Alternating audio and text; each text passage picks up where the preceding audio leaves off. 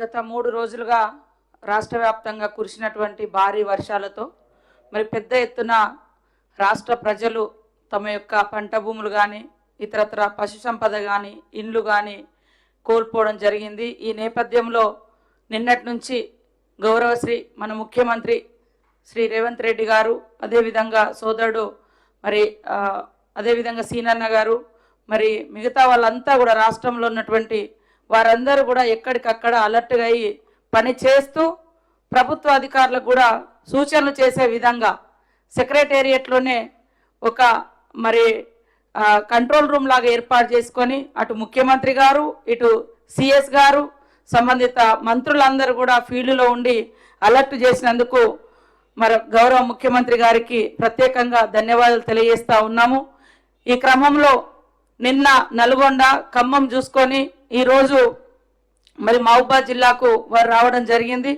అదేవిధంగా ఈ కార్యక్రమంలో పాల్గొంటున్నటువంటి స్థానిక మన మహబూబాబాద్ ఎంపీ గారు, అదేవిధంగా డోర్నకల్, మహబూబాబాద్, మరి భూపాల్పల్లి, వరంగల్, పాలకుర్తి ఎమ్మెల్యేలు, అదేవిధంగా సోదరులు, ప్రభుత్వ సలహాదారులు అయినటువంటి వేవ్ నరేంద్రన్న గారు, మరి అదేవిధంగా ఇల్లెందు ఎమ్మెల్యే గారు, మా కలెక్టర్, ఎస్పీ, ఇతర శాఖల అధికారులు, మున్సిపల్ చైర్మన్ గారు, అధికారులకు అందరికీ కూడా హృదయపూర్వక నమస్కారాలు, ధన్యవాదాలు తెలియజేస్తా ఉన్నాను. ముఖ్యంగా రెడ్ జోన్ కింద మహబూబాబాద్ జిల్లా లేదు. ఏది మనకు ముందు వచ్చినప్పుడు రెడ్ అలర్ట్ కింద లేకుంటుండే, కొంచెం ఫ్రీగా ఉన్నాము. కానీ మొత్తం రెడ్ జోన్ కింద మహబూబాబాద్ కానీ ములుగు సైడు, ఇంకా భూపాల్పల్లి అటు సైడు ఉండే.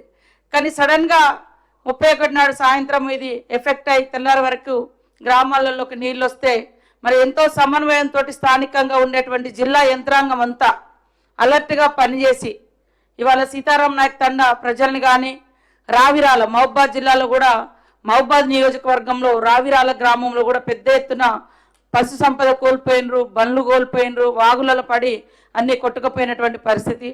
ప్రాణ నష్టం జరగకుండా అద్భుతంగా సేవలు అందించినటువంటి మహబూబాబాద్ జిల్లా యంత్రాంగానికి అందరికీ హృదయపూర్వక ధన్యవాదాలు తెలియజేస్తా ఉన్నాను. ముఖ్యంగా పోలీస్ డిపార్ట్మెంట్ వారు కూడా రాష్ట్రంలో వారందరూ కూడా మొన్న ఖమ్మంలో కానీ ఇక్కడ కానీ అదేవిధంగా మనుగూరులో కూడా ఇళ్లకు నీళ్ళు వచ్చినప్పుడు వారు ఉదయం పొద్దున్నే వెళ్ళి ఎక్కడికక్కడ పోలీస్ అధికారులు అందరూ మిగతా శాఖలతోటి కలెక్టర్లు కోఆర్డినేషన్ చేసుకొని మరి ఈ యొక్క సేవలు చేయడం జరిగింది.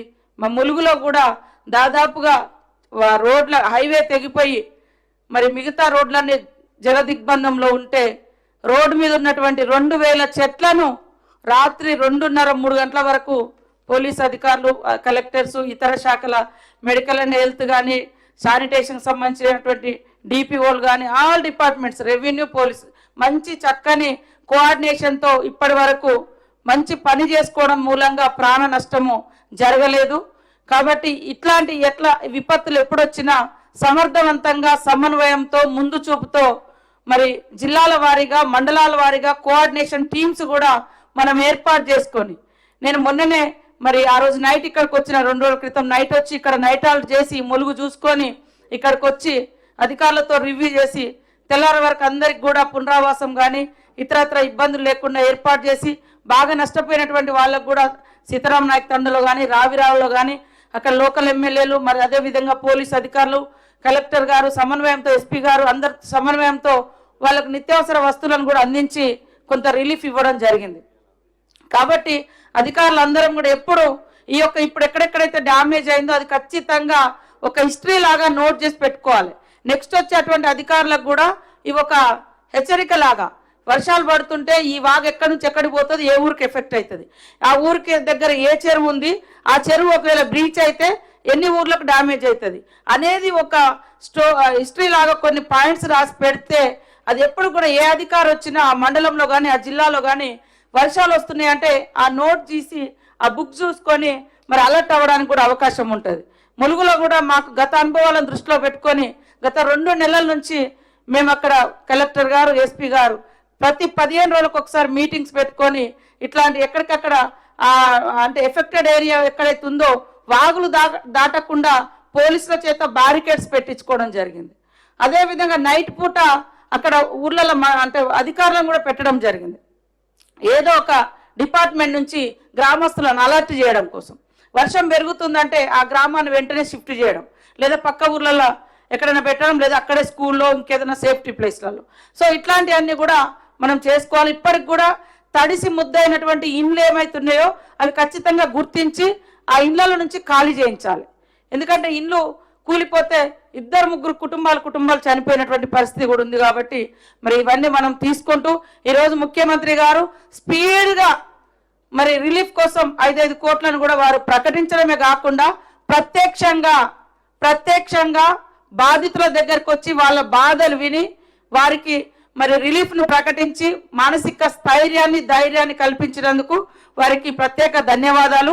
ఈరోజు ఉన్నటువంటి అధికారులందరూ కూడా ఇంకా రోడ్ల పునరుద్ధరణ కానీ, ఎలక్ట్రిసిటీకి సంబంధించినటువంటి కానీ, మెడికల్ హెల్త్ అయితే రెగ్యులర్గా మనం క్యాంప్స్ కూడా పెట్టాలి, శానిటేషన్ కూడా స్పీడప్ చేసుకోవాలి, డ్రింకింగ్ వాటర్ కూడా కంటామినేషన్ కాకుండా మరి ఎక్కడికక్కడ డిపిఓలు కూడా అది అలర్ట్గా ఉండాలని కోరుకుంటూ మరి ఇప్పటి వరకు మీరందరూ అలర్ట్గా ఉండి సేవ చేసినందుకు మీకు ప్రత్యేకంగా అధికారులందరికీ ధన్యవాదాలు తెలియజేస్తా ఉన్నాం. ముఖ్యంగా సీఎం గారికి, రేవంత్ రెడ్డి గారికి ప్రత్యేకంగా ధన్యవాదాలు తెలియజేస్తూ రాష్ట్ర ప్రజలకు భరోసా ఇస్తూ వాళ్ళ బాధలను పంచుకొని వాళ్ళకు ఆర్థిక చేయూతను, గతంలో ఎప్పుడు కూడా పశువులకు రూపాయి ఇచ్చిన గతి లేదు 10 ఏళ్లలో. ఈరోజు పశు సంపద నష్టపోతుందని ఆవులకు కానీ, గేదెలకు కానీ, మేకలకు కానీ వాటికి కూడా పరిహారం ప్రకటించినటువంటి సందర్భం. కాబట్టి మనమంతా ఈ ప్రభుత్వం యొక్క లక్ష్యాన్ని, ప్రభుత్వం ప్రకటించిన ప్రతి రూపాయిని నిజంగా నష్టపోయినటువంటి బాధితులకు చేరవేసే విధంగా మానిటరింగ్ కమిటీ వేసుకొని, మండలాల వారీగా, గ్రామాల వారీగా వేసుకొని కలెక్టర్ గారు మానిటరింగ్ చేసుకుంటూ బాధితులకు అందించే విధంగా కృషి చేయాలని కోరుకుంటూ అందరికీ నమస్కారాలు.